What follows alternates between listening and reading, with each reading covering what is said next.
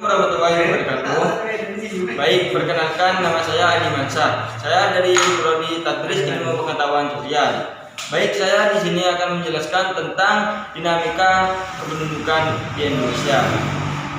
Yang pertama yaitu kuantitas penduduk.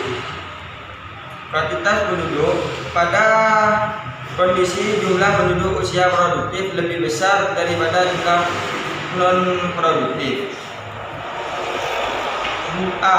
Jumlah penduduk. Indonesia menempati urutan keempat negara dengan jumlah penduduk terbesar di dunia pada tahun 2019.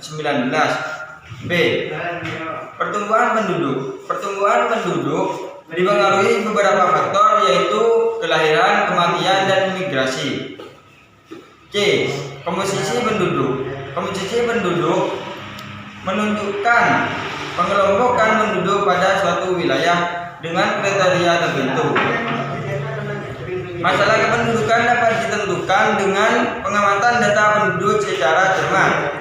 Yang 1. Komposisi penduduk berdasarkan usia. 2. Komposisi penduduk berdasarkan usia dan jenis kelamin. D. Persebaran penduduk. Penduduk di Indonesia umumnya terkonsentrasi di kota-kota besar karena didukung oleh fasilitas yang sangat lengkap sehingga mendorong tingginya laju urbanisasi dan nilai permukiman di perkotaan makin sempit dan rawan permasalahan sosial. Yang kedua yaitu kualitas penduduk. Jumlah penduduk yang besar hendaknya diimbangi dengan kualitas penduduk yang unggul. Jika tidak, jumlah penduduk yang sangat besar akan menjadi beban pembangunan. Yang pertama yaitu indikator kualitas penduduk. Ada beberapa indikator yang dapat digunakan untuk mengukur kualitas penduduk, yaitu sisi pendidikan, kesehatan, dan ekonomi. B. Upaya peningkatan kualitas penduduk. Apa yang dapat kamu lakukan sebagai generasi muda untuk mendukung kualitas penduduk Indonesia? Kamu harus giat belajar dan tekun.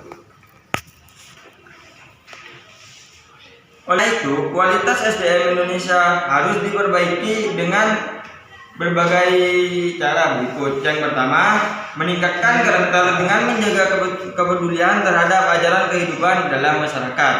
Yang kedua, meningkatkan akses dan fasilitas pendidikan, misalnya dengan pemberian beasiswa bagi pelajar berprestasi, adanya bantuan operasional sekolah, dan program wajib belajar tahunan. Melalui perbaikan pelayanan infrastruktur kesehatan. Yang keempat, meningkatkan kesejahteraan melalui pemberian layanan sosial, asuransi, dan pertimbangan masyarakat miskin. Yang keempat, mendorong perluasan kesempatan kerja melalui revitalisasi pertanian serta usaha mikro, kecil, dan menengah. 3. Keragaman Indonesia. Masyarakat Indonesia terdiri atas ribuan suku yang mempunyai kebiasaan budaya, bahasa daerah, pakaian adat, rumah tradisional, hingga senjata tradisional. Poin Jaraning mendefinisikan etnik sebagai kelompok manusia yang memiliki kesamaan latar belakang budaya dan terkait kesadaran identitas tersebut.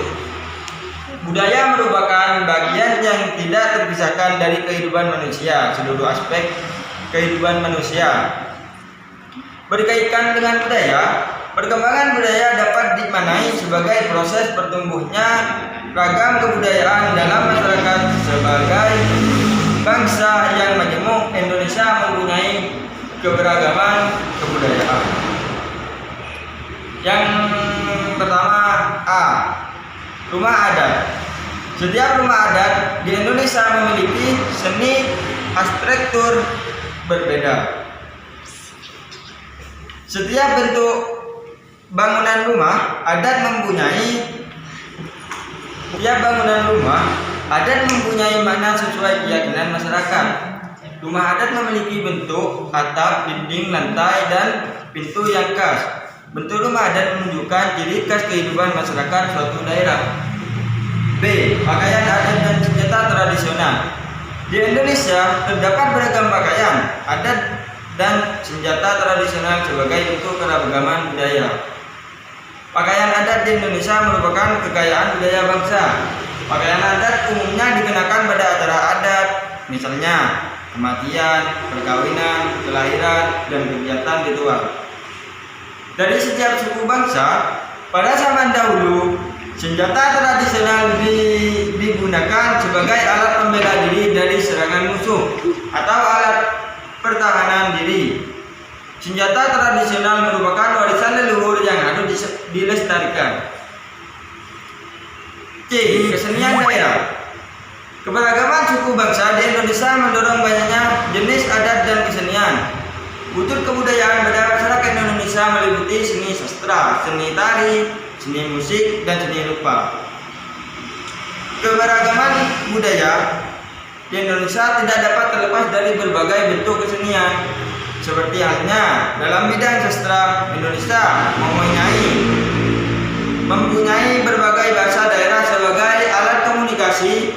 Selain itu, seni sastra mencakup cerita atau dongeng rakyat, sedangkan seni tari merupakan salah satu aspek seni untuk mengungkapkan perasaan melalui gerak dengan diiringi suara alat musik. Tarian dapat dilakukan seorang diri atau berkelompok sesuai dengan jenis tariannya, sedangkan seni musik dan seni rupa sangatlah beragam di Indonesia. Misalnya lagu ampar-ampar, pisang dalam seni musik. Dan untuk alat musik berupa gamelan, angklung, dan sasando. D. Keragaman bahasa. Bahasa daerah yang dimiliki masyarakat Indonesia sangat beragam menurut Badan Pusat Statistik.